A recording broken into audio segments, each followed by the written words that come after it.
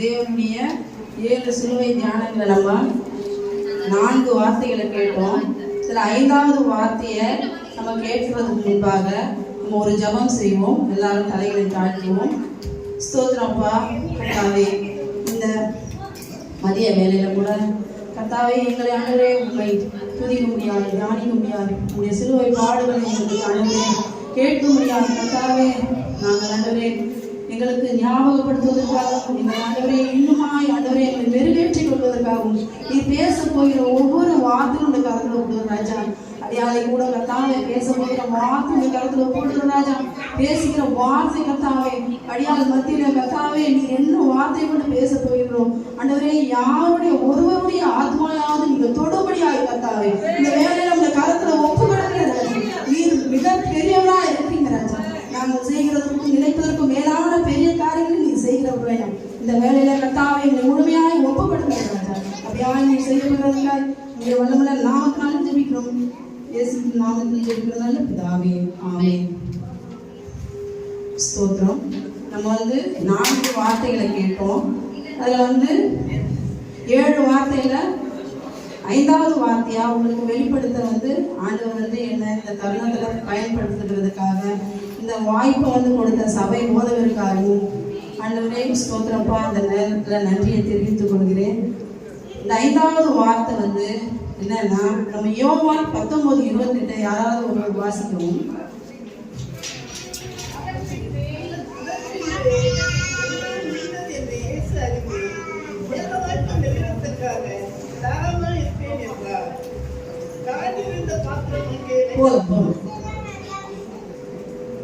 அதாவது யோவான் 19:28 அதன் பின்பு எல்லாம் முடிந்தது என்று இயேசு அறிந்து வேதவாக்கியம் நிறைவேறத்தக்கதாக தாகமாய் இருக்கிறேன் என்றார். ஆமென். வேதவாக்கியம் நிறைவேறத்தக்கதாக தாகமாய் இருக்கிறேன் என்றார். அப்போ நம்ம என்ன பண்றோம், அந்த தாகத்தை பத்தி தேவன் நமக்காக அந்த 5வது வார்த்தையா கொடுத்திருக்கிறாரு. தாகம்ன்றது நம்ம இவ்வளவு நேரம் நம்ம என்ன பண்ணோம், சபையில இருந்தோம். ஆனா எல்லாரும் என்ன பண்ணாங்க, அந்த தாகத்தை தீர்க்கிறதுக்கு இந்த நேரத்துல என்ன தேவைப்பட்டது, தண்ணீர் தேவைப்பட்டது. அப்படிதானே? அந்த தண்ணீருக்கு பதிலாக அவங்களுக்கு என்ன கொடுத்தாங்க, எல்லாருக்கும் ஜூஸ் கொடுத்தாங்க. எல்லாரும் என்ன பண்ணிட்டீங்க, வாங்கி குடிச்சிட்டீங்க. ஆனா வரும்போது எப்படி வந்தீங்க, எல்லாரும் உபவாசத்தோடு வந்தீங்களா இல்லையான்னு எங்களுக்கு தெரியாது. ஆனா நீங்க அந்த தாகம் இருந்ததுனாலதான் என்ன பண்ணீங்க, எல்லாரும் அந்த தண்ணீருக்கு பதிலாக அந்த ஜூஸை நம்ம என்ன பண்ணோம், வாங்கி நம்ம குடிச்சோம். அது போலதான் தேவன் என்ன பண்ணாரு, தாகமா இருக்கிறேன் என்ற வார்த்தையை நமக்கு 5வது வார்த்தையா கொடுத்திருக்கிறாரு. அந்த தாகம்ன்றது என்னன்னு சொன்னா தர்ஸ்ட்ன்றது அந்த தாகம் தான். அதாவது ஆத்ம தாகம். அதாவது ஆசையா தேவன் எதுக்காக அந்த தாகத்துல இருந்தாருன்னா, ஆத்ம தாகத்தை தேவனே என் பிள்ளைங்களுக்கு நீங்க கொடுங்கன்ற அந்த வார்த்தையை 5வது வார்த்தையா அந்த சிலுவையின் பாடுகள் மத்தியில நமக்காக கொடுத்த வார்த்தை. அப்போ அவர் எவ்வளவு தாகத்தினால அந்த வேதனைக்கு மத்தியில நமக்காக தான் அந்த 3 வார்த்தைகள் என்ன பண்ணிருக்கிறாரு, நமக்காக பேசினாரு. ஆனா அந்த 4வது 5வது 6வது வார்த்தை எல்லாமே அவர் என்ன பண்ணாரு, அவர் பட்ட பாடுகளை அவர் எவ்வளவு நமக்காக பாடுகள் பட்டார், எதுக்காக அவர் இந்த உலகத்துக்காக வந்தாரு, என்னத்துக்காக அந்த பிரயாசப்பட்டு அந்த சிலுவை பாடுகளை நமக்காக சுமந்தாருன்னு சொன்னா, நம்ம ஒவ்வொருத்தரும் நரக வேதனைக்கு போகக்கூடாது, கஷ்டப்படக்கூடாது. நீங்க படுகிற கஷ்டம் என்னால தாங்க முடியாது, அந்த பாடுகளை நானே ஏற்றுக்கொள்கிறேன்றதுக்காக வேண்டிதான் அவர் என்ன பண்ணார், அந்த பாடுகளை ஏற்றுக்கொண்டார்.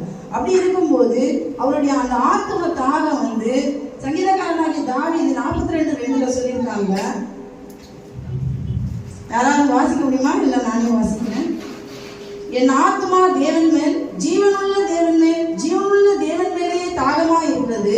நான் எப்பொழுது தேவனுடைய சந்நிதியில் நிற்பேன் என்று கூறியிருப்பதை நம்ம என்ன பண்றோம், பார்க்கிறோம். அப்போ நம்ம அவர் தான், அதாவது சங்கீதக்காரன் தாவீது அதே வார்த்தை தான் சொல்லியிருக்கிறாரு. என் ஆத்மா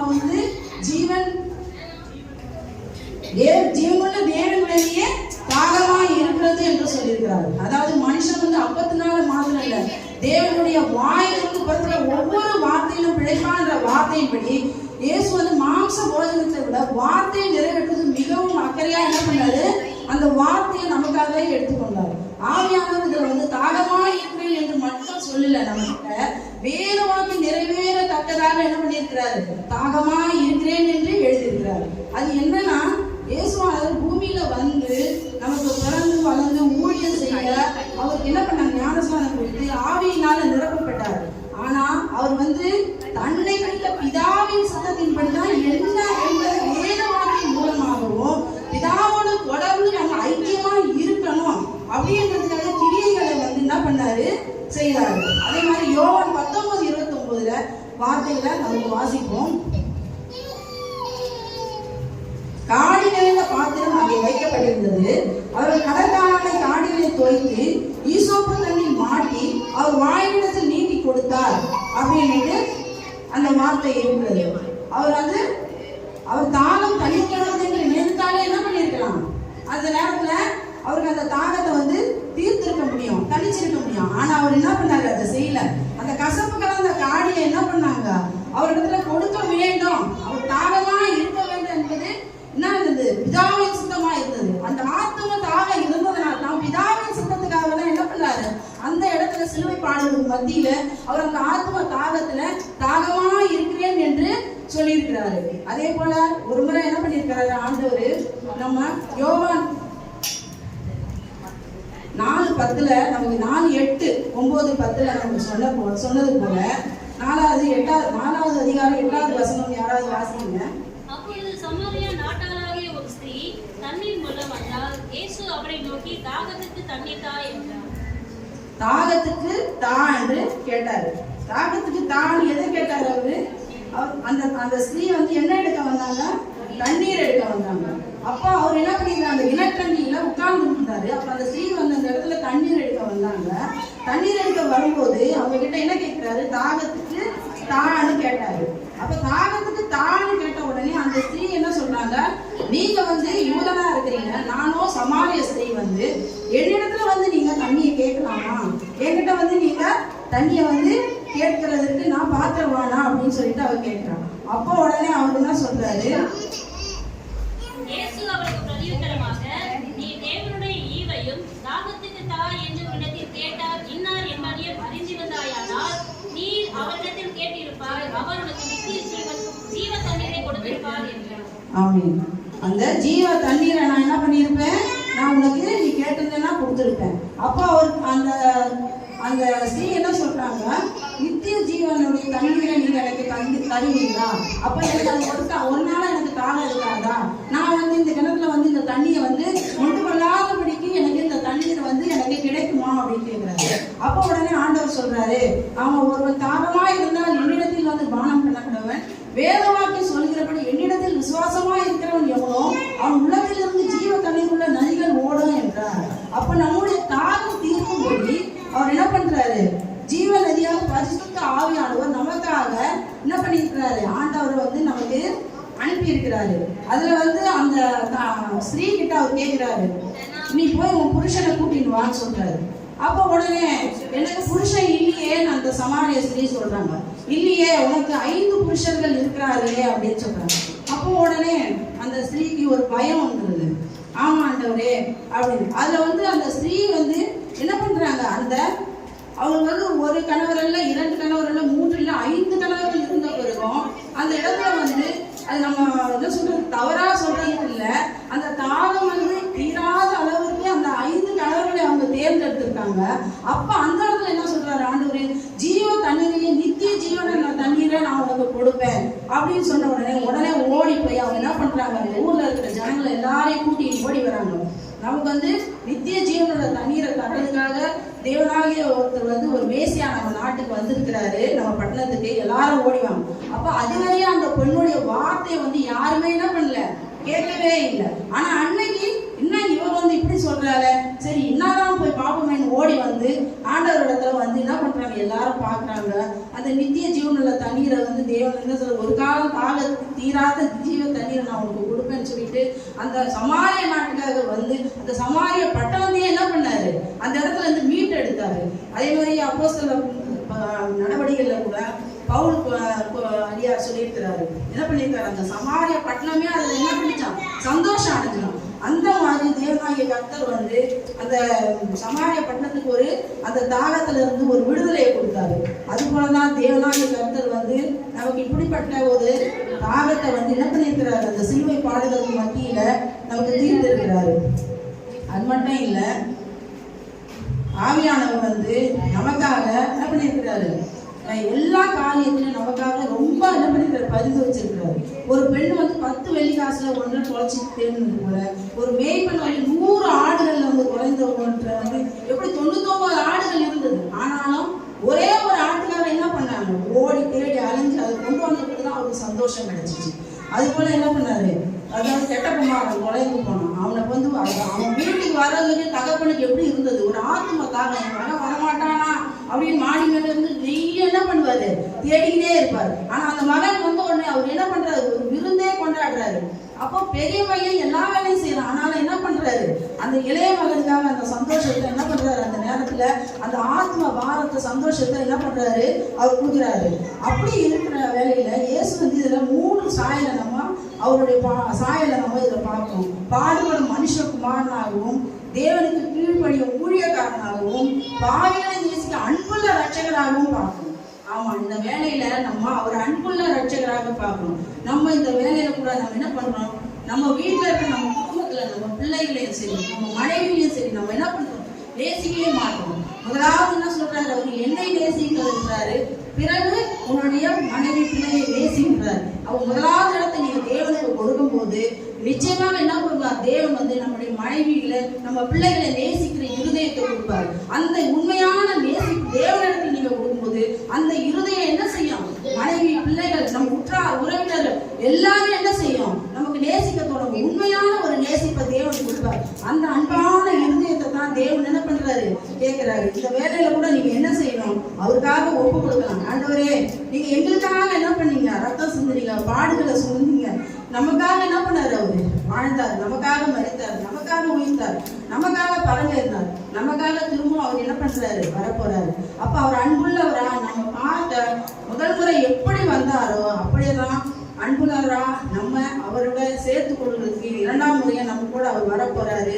அதுக்கு நம்ம என்ன பண்ணணும், ஆயத்தமா இருக்கணும். ஆயத்தமா இருக்க வேண்டியது நம்மளுடைய கடமை. நம்மளுடைய ஒவ்வொருவரும் என்ன பண்ணணும், அதை உணரணும். ஐயோ, நான் இதுவரையும் என்ன பண்ணிட்டேன், தவறுகள் செய்து விட்டேன், ஆண்டவரே இனிமேல் எந்த தவறை நான் செய்யக்கூடாது. இனி உள்ள காலங்கள் பாடுகள் உள்ள காலங்கள், இந்த காலத்தின் மத்தியில நீங்க என்னை மீட்டெடுங்க, என் பிள்ளைகளை மீட்டெடுங்க, என் மனைவியை மீட்டெடுங்க, என் உற்றார் உறவினர்களை மீட்டெடுங்க.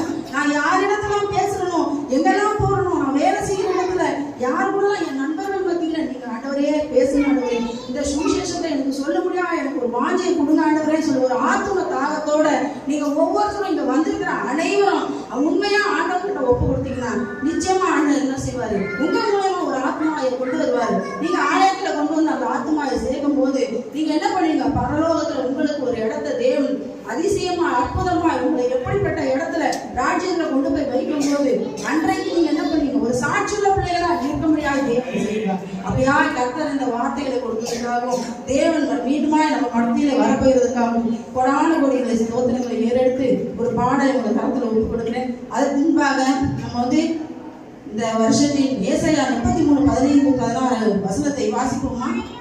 வாக்குத்தத்த வார்த்தை.